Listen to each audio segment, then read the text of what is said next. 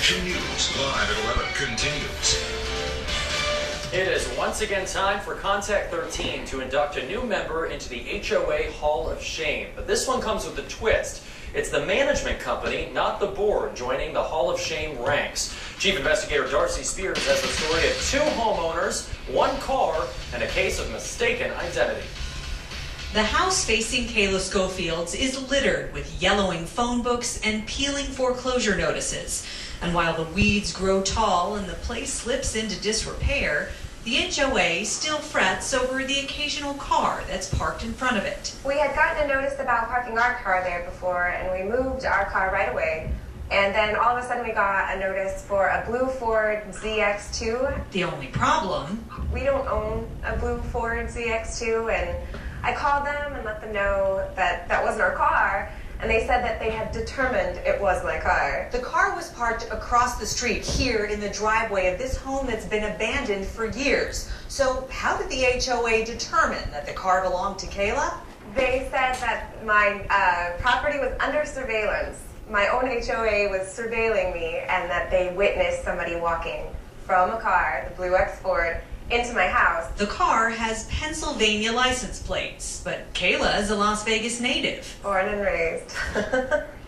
All my life. And despite telling Camco, the HOA management company, that she'd never even been to Pennsylvania, much less bought a car there, They told me I had to attend a hearing, I was going to get fined. so she went around her neighborhood and found Rachel, who lives right next door and is from, guess where? I'm from Pittsburgh, Pennsylvania. And so is her car. It's pretty obvious that it's mine. Like, I keep it in the driveway sometimes, or outside the house. So I'm not really sure where they came up with the fact that that this has to be her car. When Kayla told Rachel what was going on, she called Camco, moved her car, and they both thought that would be the end of it. But Kayla says Camco wouldn't let it go. Being told to show up for a violation that isn't yours is absurd. It's not my car.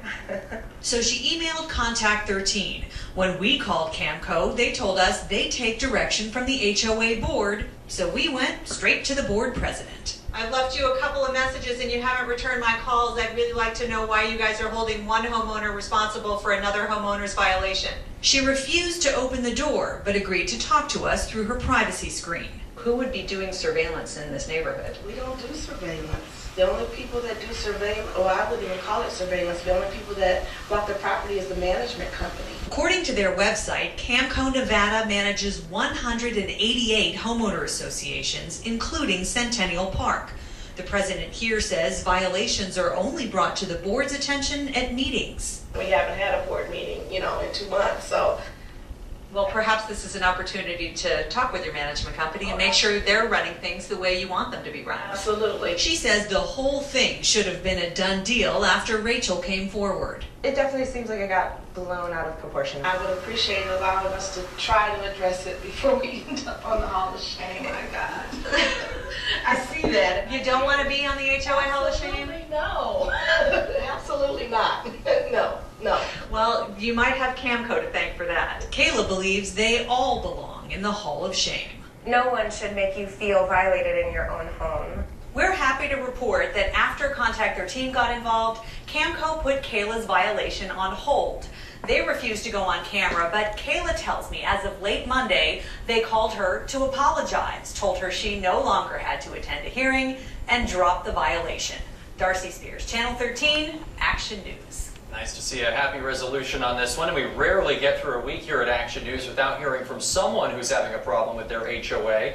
As part of our commitment to make Las Vegas a better place to live, Contact 13 will continue to expand the HOA Hall of Shame, so if you are in a situation you think is shameful, send Darcy an email to 13investigates@ktnv.com.